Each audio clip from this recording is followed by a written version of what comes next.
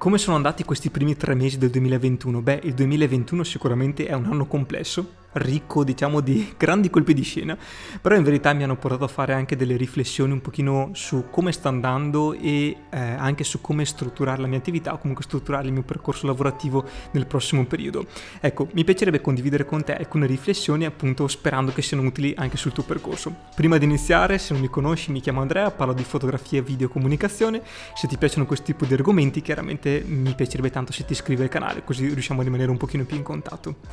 Allora, come sta andando questo 2021? Beh, è un 2021 sicuramente complesso sotto tantissimi aspetti, lo sappiamo benissimo, cioè io mi reputo in una condizione sicuramente molto fortunata e molto favorevole rispetto a quello che sento un pochino per TV e quello che vedo, perché comunque capisco che ci sono tanti settori che si stanno comunque difendendo molto bene, tra cui anche il mio reparto, quindi quello della comunicazione, delle video, delle fotografie, che comunque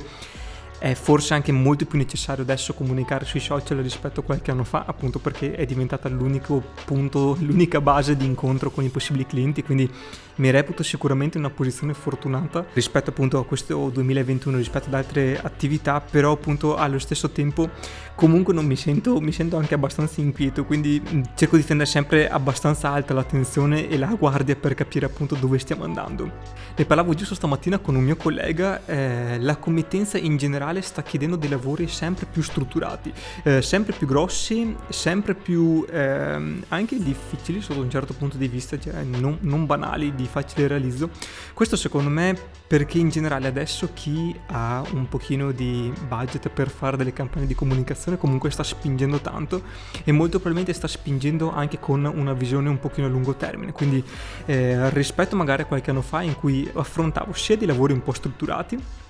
che anche dei lavoretti piccoli, tipo uno shooting di mezza giornata giusto per creare un po' di contenuti, ad esempio per le pagine social tipo Facebook e Instagram. Secondo me quest'anno quei lavori lì stanno proprio andando un pochino a sparire, cioè mi sembra di vedere che ci siano delle realtà anche piccoline, non è che uno deve avere, come dire, sempre delle strutture molto grosse, però delle realtà che stanno investendo pesantemente su tutto quello che è comunicazione video e storytelling, e invece realtà che stanno un pochino tirando i remi in barca, quindi sto un po' vedendo queste due cose qua. Chiaramente non so cosa è giusto, cosa è sbagliato, è chiaro che mi fa piacere se ci sono dei lavori, per così lavoro anch'io, però in questo momento qua sto proprio vedendo queste due prese di posizione molto distinte. Addirittura sono stato contattato da aziende che partono proprio da zero, proprio perché stanno capendo la necessità di essere presenti online, ma anche presenti con un certo tipo di qualità, quindi con un certo tipo di fotografia, con un certo tipo di video, con un certo tipo anche di visione a lungo termine. E secondo me questa cosa qua è interessante, perché comunque c'è questa necessità di crescere sui social, necessità di raccontare se stessi, raccontare le proprie attività, perché effettivamente se non ti posso far visitare la mia azienda in prima persona, comunque devo trovare degli escamotage per continuare questo rapporto anche a distanza. Quindi questo è sicuramente un tema che sto vedendo tanto. Il tema di video sicuramente è sempre più importante, si sentiva spesso, no, quest'anno è l'anno dei video, l'anno dei video, al di là di tutto quello che ci possiamo raccontare a livello di marketing e comunicazione, il video sta diventando un asset fondamentale per tutti, proprio perché diventa uno strumento non più per i professionisti del settore, ma tutti sono obbligati ad entrare nel mondo dei video. Basta pensare quanti webinar stanno facendo, quanti, tipo il discorso della didattica a distanza, tutto il concetto del ci possiamo vedere solo tramite videochiamata. Beh, quello alla fin dei conti, se ci pensi, stai girando dei video, magari non hanno la finalità di andare su YouTube o una finalità dal punto di vista dell'intrattenimento, però comunque stai facendo video, quindi secondo me il video sarà sempre più importante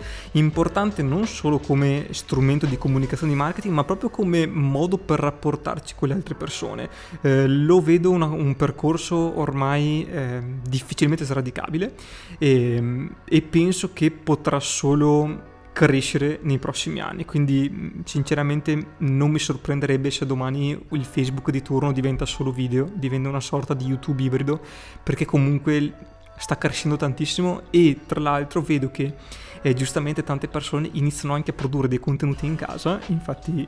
invito, se sei uno di questi, a studiare questo tipo di linguaggio, chiaramente per essere sempre più bravo,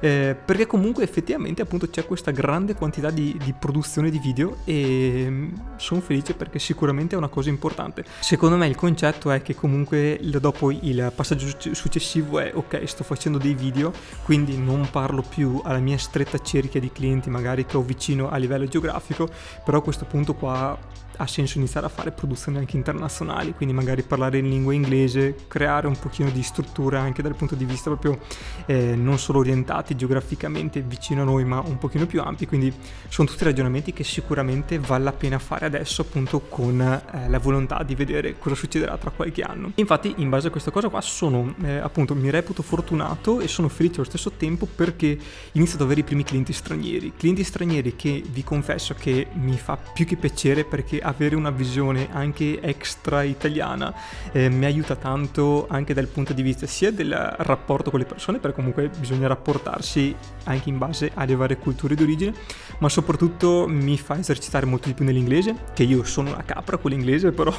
sto cercando di crescere pian piano anche in questo mondo qua, e comunque al di là dell'aspetto linguistico ti aiuta per vedere anche come ragionano diversi brand appunto non italiani, e secondo me anche in questo caso qua non è che c'è giusto o sbagliato, però avere la mente aperta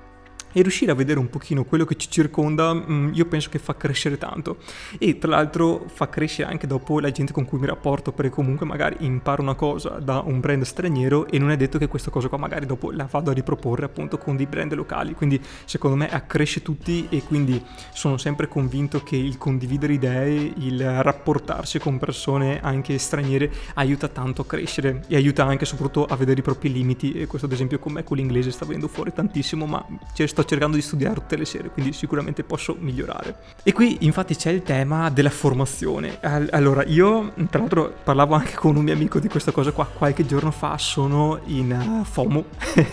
sento che sto perdendo occasioni un pochino da tutte le parti, e sicuramente formarsi adesso è un'ottima idea, uno, per impiegare i tempi morti, perché comunque se non sei proprio attivo 8 ore al giorno, o insomma se il tuo lavoro appunto è un pochino ridotto, molto probabilmente sfruttare questo tempo morto per formarsi è un ottimo investimento. Sicuramente forse è l'investimento che ti ripaga di più a lungo termine. Io stesso sento che ho bisogno di formarmi su tante cose che stanno nascendo adesso. Ad esempio c'è tutto il tema della realtà aumentata, che secondo me è molto interessante, poco affrontata.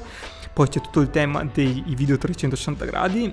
non tanto quanto la bolla sferica, ma quanto iniziare a navigare negli spazi. Questa cosa qua secondo me è molto interessante, è una tecnologia che quando è partita non ha preso tanto piede, ma penso che adesso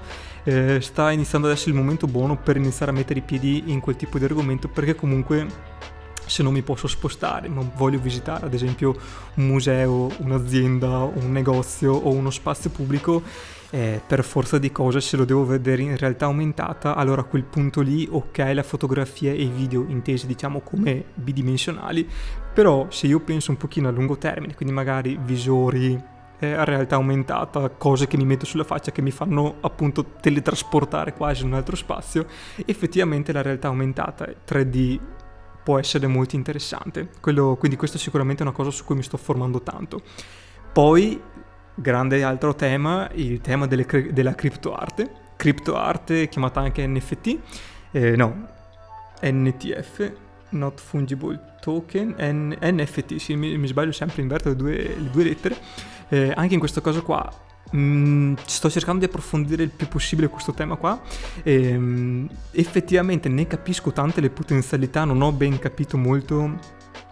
come si struttura, come viene certificato tutto. In verità sto studiando molto in questi giorni qua su questo tema, penso che sia molto interessante perché potrebbe essere il passaggio successivo sul discorso del mercato dell'arte, quindi mercato dell'arte classico, questo potrebbe essere la rivalsa tecnologica, e sto vedendo che la tecnologia ormai vince 10-1 su qualsiasi campo, per cui effettivamente potrebbe diventare interessante come argomento anche sulla vendita tipo di materiale fotografico online, che ne sai, magari tipo al posto di di vendere sul microstock, tipo su Adobe Stock, iStock e siti molto simili, magari l'evoluzione è vendere tipo su OpenSea dei progetti fotografici. Perché no? Questa cosa qua potrebbe essere interessante, progetti fotografici, video, grafica, illustrazione, ed è tutto legato al mondo blockchain e al mondo della criptoarte. Io non ne so tantissimo, però sinceramente è un mondo che mi sta appassionando tanto e penso che ci sia tanto margine di crescita. Sono cose che stanno nascendo in questo periodo qua, quindi come sempre chi arriva prima meglio alloggia, e io sinceramente sto iniziando un pochino a capire come funziona il tutto e se è sicuramente sostenibile dal punto di vista economico. Quindi formazione, criptoarte, c'è tantissimo da dire, video 360 gradi, c'è proprio tanto in questo periodo qua. Secondo me si sta sviluppando tantissimi concept, tantissimi progetti che si possono affrontare. Quindi una riflessione che mi viene da fare è: vince chi è veloce. Cioè, quindi a questo punto qua la velocità è indispensabile per rimanere sempre sulla cresta, ma velocità intesa non solo come essere veloci nella produzione di contenuti, ma essere veloci nell'aggiornarsi di tutte queste cose qua che stanno succedendo, perché effettivamente ti puoi perdere delle occasioni che sono effettivamente occasioni importanti. Adesso, tipo, al di là del più blasonato, se avevi un bitcoin 10 anni fa, adesso sei ricco sfondato, se sei uno tra di questi, che culo, cosa vuoi che ti dica? Sono stato molto bravo a prendere questo trend. In generale comunque vedo che appunto è la velocità, ogni anno è richiesta una velocità sempre superiore, ma di adattamento e di crescita. Cioè, nuova tecnologia, devi essere subito capace di usarlo, ma non fai neanche tempo di impararlo che dopo è già venuta fuori la versione successiva. Quindi il tema della velocità, che sinceramente mi fa vivere anche con un po' di ansia, perché cioè, ok, tu puoi correre tanto, adesso io ho 30 anni, quindi me lo posso anche permettere, però capisco anche quello che ha 50-60 anni che è anche un po' stufetto di correre tanto. Quindi cioè, è un bel tema, cioè, stai su economicamente, lavorativamente se sei veloce, però non te lo puoi sempre permettere. È un tema di riflessione, anche in questo caso qua non c'è giusto o sbagliato, però è giusto parlarne ed è giusto, secondo me, capire quello che sta succedendo. In tutto ciò, chiaramente, il Covid non aiuta. Secondo me il Covid, al di là delle sfortune dal punto di vista sanitario, che sicuramente non ho nessun tipo di competenza per parlarne, e dal punto di vista dell'impatto che c'è stato sul lavoro, cioè è pazzesco, perché adesso io vedo anche di clienti che con cui continuo a lavorare appunto in questi anni qua. Secondo me in questo anno e mezzo